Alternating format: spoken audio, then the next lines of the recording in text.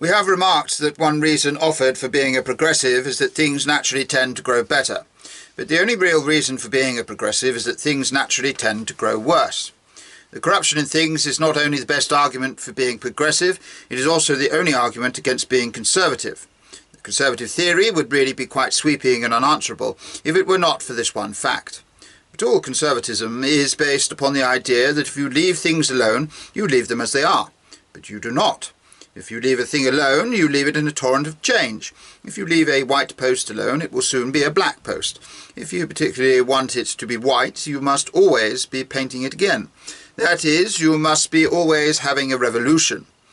Briefly, if you want the old white post, you must have a new white post. But this, which is true even of inanimate things, is in a quite special and terrible sense true of all human things. An almost unnatural vigilance is really required of the citizen because of the horrible rapidity with which human institutions grow old.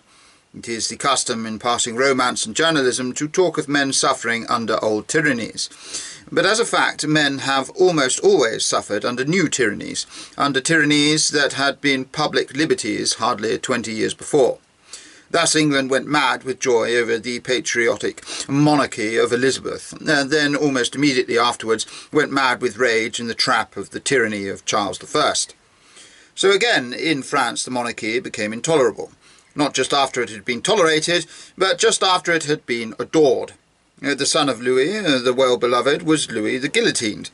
So in the same way in England in the 19th century, the radical manufacturer was entirely trusted as a mere tribune of the people, until suddenly we heard the cry of the socialist that he was a tyrant, eating the people like bread.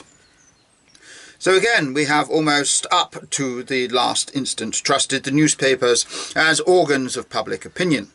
Just recently, some of us have seen, not slowly but with a start, that they are obviously nothing of the kind. They are, by the nature of the case, the hobbies of a few rich men. We have not any need to rebel against antiquity. We have to rebel against novelty. It is the new rulers, the capitalist or the editor, who really hold up the modern world. There is no fear that a modern king will attempt to override the Constitution. It is more likely that he will ignore the Constitution and work behind its back. He will take no advantage of his kingly power. It is more likely that he will take advantage of his kingly powerlessness, of the fact that he is free from criticism and publicity. For the king is the most private person of our time. It will not be necessary for anyone to fight again against the proposal of a censorship of the press. We do not need censorship of the press. We have censorship by the press.